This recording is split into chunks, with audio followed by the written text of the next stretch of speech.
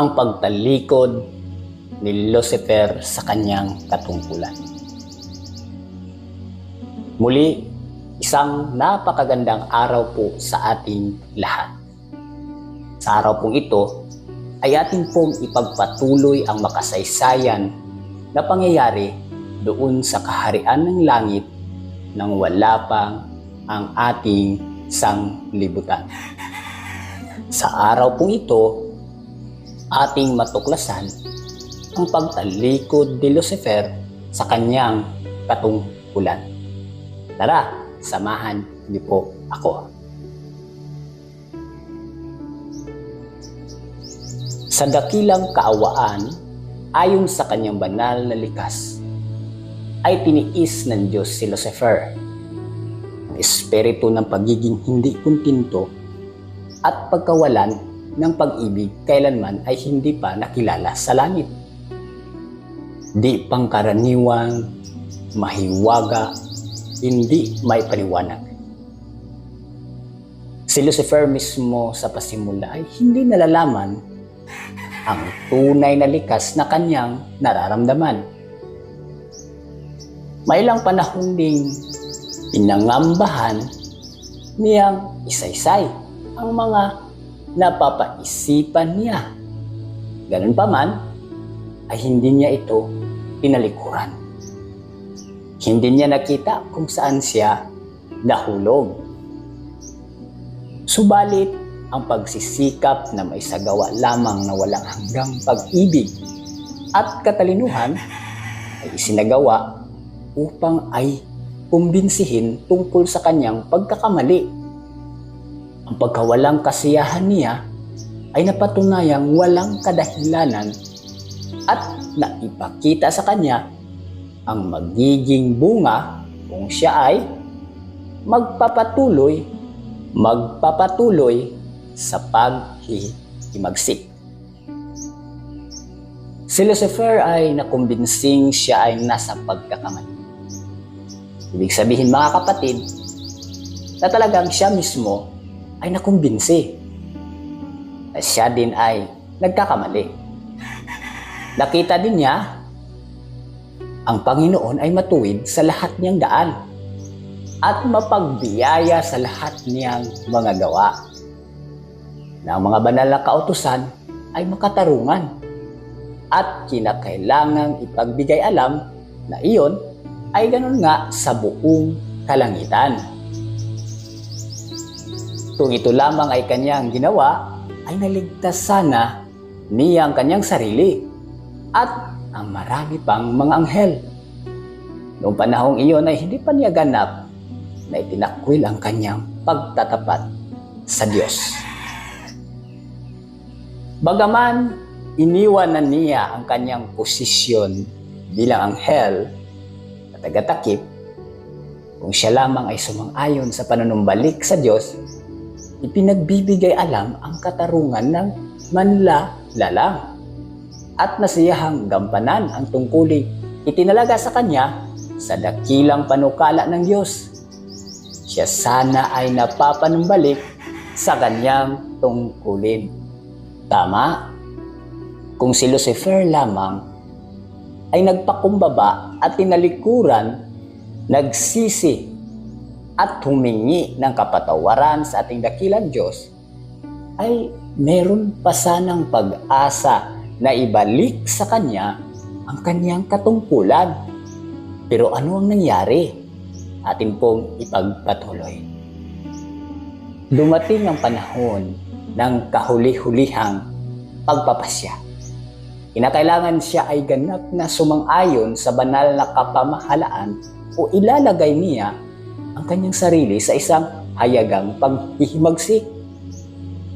Muntik na niyang narating ang kapasyahan upang manumbalik. Subalit, pinigilan siya ng pagmamataas. Si pagmamataas pala, mga kapatid, ang pumigil sa kanya. Kaya ang nangyari, isang malaking sakripisyo para sa isang pinarangalan ng gano'n na lamang ang magpahayag na siya ay nagkamali, na ang mga naisip niya ay hindi totoo, at sumang-ayon sa otoridad na pinatunayan niyang hindi makatarungan. Isang maawaing manlalang sa awa kay Lucifer at sa kanyang mga tagasunod ang nagsisikap upang sila ay mailayo sa bangin na halos kahulugan na nila. Subalit, ang kanyang awa ay pinakahulugan ng iba. Tinukoy ni Lucifer ang pagiging matiisin ng Diyos bilang patunay sa sarili niyang higit na kagalingan. Isang pahiwatig na ang hari ng buong Sansilokob ay maaari pa ring sumang-ayon sa kanyang panukala. Kung ang mga anghel ay tatayong matatag sa panig niya, kanyang ipinahayag, maaari pa rin nilang makamtan ang kanilang ninanasa.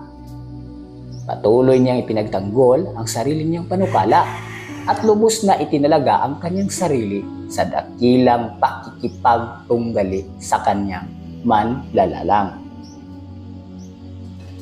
Sa ganon, si Lucifer ang tagapagdala ng liwanag, ang tagapagbahagi ng kalulwatian ng Diyos, ang tagapaglingkod sa kanyang luklukan sa pamamagitan ng pagsalangsang, ay naging Satanas, ang kaaway ng Diyos at ng mga banal, at ang mamumuksa noong mga itinalaga ng langit sa ilalim ng kanyang pagpatnubay at pag-iingat. Kaya po sa kasaysayang ito, ayaw na ni Lucifer magpapailalim sa kapamahalaan ng Diyos. Siya ay naging Satanas. Tinanggihan ng may paghamak ang pakiusap ng mga tapat na anghel. Tinuringan niya silang mga aliping na daya.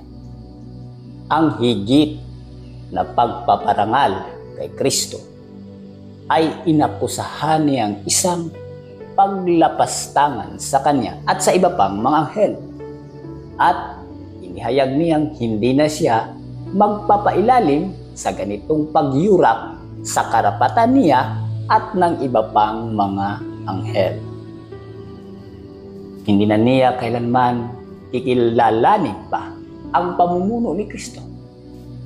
Pinasiya na niyang angkinin ang parangal na sana ay sa kanya ipinagkaloob at pangunahan ang lahat ng sa kanya ay magpapasakop, magiging tagasunod niya.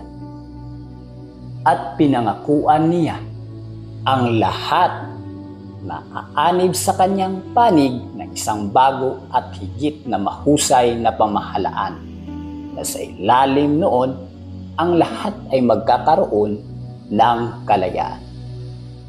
Malaking bilang ng mga anghel ang nagpahayag ng kanilang pagtanggap sa kanya bilang kanilang pinuno.